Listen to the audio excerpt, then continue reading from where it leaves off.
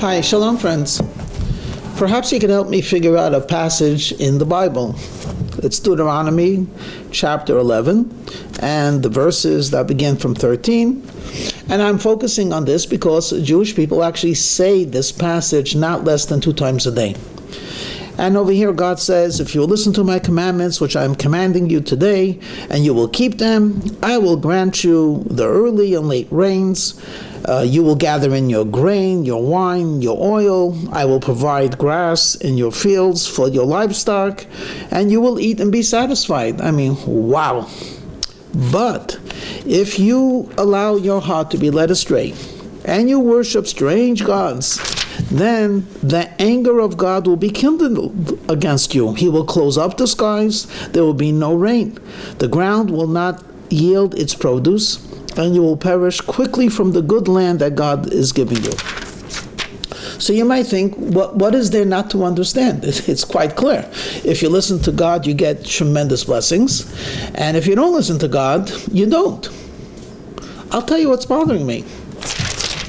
If you don't listen to God, then the anger of God will be kindled against you. I want to ask you a question. Look, you go through a red light, and you're pulled over by a policeman. Does he have to be angry to write you out a ticket? It's quite simple. You broke the law. Here's a ticket. And for that matter, are you angry receiving it? Yeah, you might be, but it's misplaced. You broke the law. You want to fight it in court, fight it in court. You want to pay the fine. Why does God's anger have to be kindled before we get the repercussion of not listening to Hashem? And actually, there are numerous places in the Chumash, in the Bible, where we're told that God has anger. Anger? That God reveals himself through kindness or through judgment, that God has compassion and that God has patience. Yeah, we associate God with those qualities. They're godly qualities. But anger? Look at us. We're a miniature world. We were created in the image of God. You will see that in negative character traits, almost every one of them can be easily turned around to be used for good. A person is selfish, okay? Positive or negative? Well, many times it's negative. And then someone goes over to a caretaker and says, look, you're 24/7 with this special needs child. You need to take care of yourself. You're disappearing. He needs you. She needs you. Be selfish. Selfish? Selfish is no good. No, selfish sometimes is really important. Even something like gluttony. A person likes to eat too much and eats and eats and eats. We don't say get rid of your appetite, because if you don't have appetite, it's not healthy. You need what they call a healthy appetite, just not to an excess. Today, when someone says he has a healthy dose of anger, it's a euphemism. No one has healthy doses of anger. Anger is no good. It hurts a person and destroys a person. So, why did God create anger? And how could God allow himself to be described as having anger? Well, I'll give you one explanation. And though there are many. Would you join if someone says, I am very, very mad, come, I'll take you for a drive. Would you go into the car with that person? Or would you perhaps be hesitant and think the person is mad? That means they're unpredictable. Perhaps if they're very, very angry, they won't keep all of the driving laws. Okay, would you join a group of mad people? No. And yet all of us know that joining MAD is a great organization. Mothers Against Drunk Drivers. What happened? There was a mother who experienced the loss of a child through a person who was drunk. And guess what happened? She not only was grief-stricken, not only did she mourn, not only was she sad, she got angry. She got angry. How could this happen?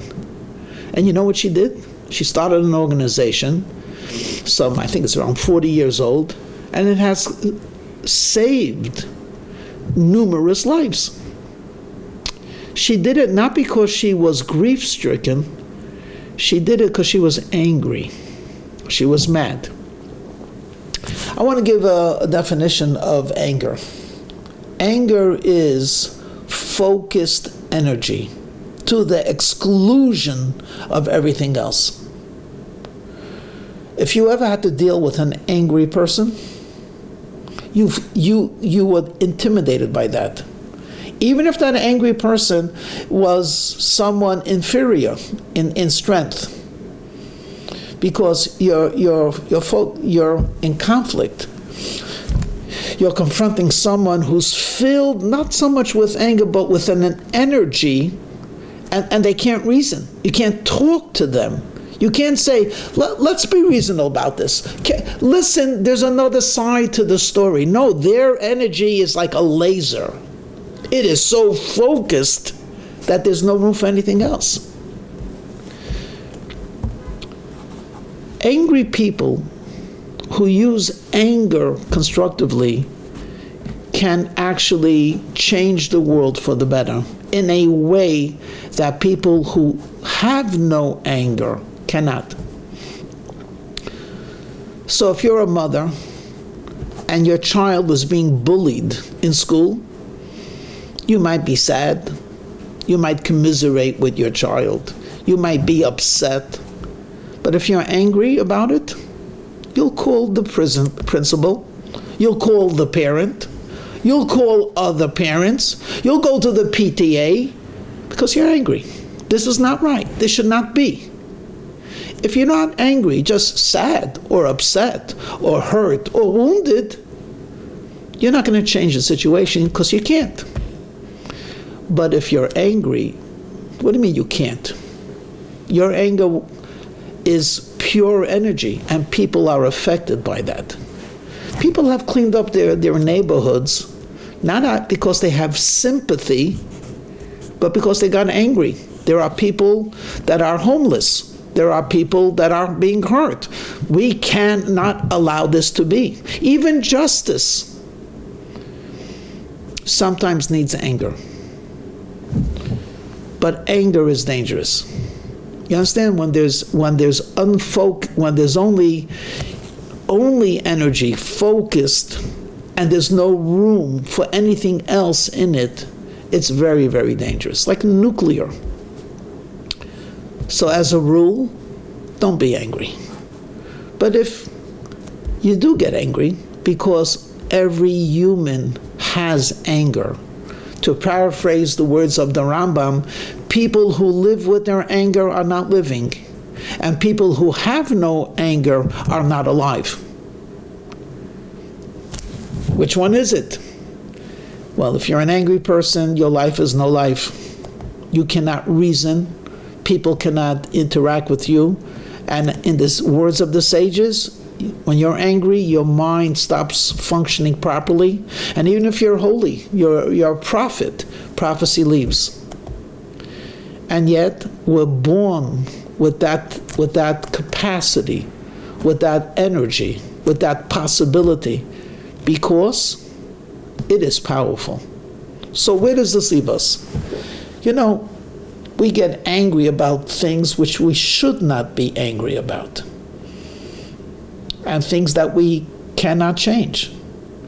But perhaps it's time to get angry at the fact that the world is not the way it should be. The world should be a better place because it has all of the ingredients of goodness. There's beauty, there's niceness, there's generosity. It could literally be a Garden of Eden. And we could get angry that it's not like that. And what should we do? Change the world. Go out and make the world better. Go out and make your family better. Go out of yourself and make yourself better. And with righteous indignation, perhaps we could even extend this to say to Hashem, not only please Hashem, bring Mashiach, but we're angry.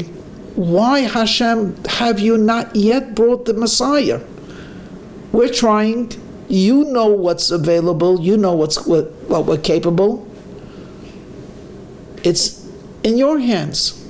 Please bring. We need him. We need him now. We need him desperately. Shalom.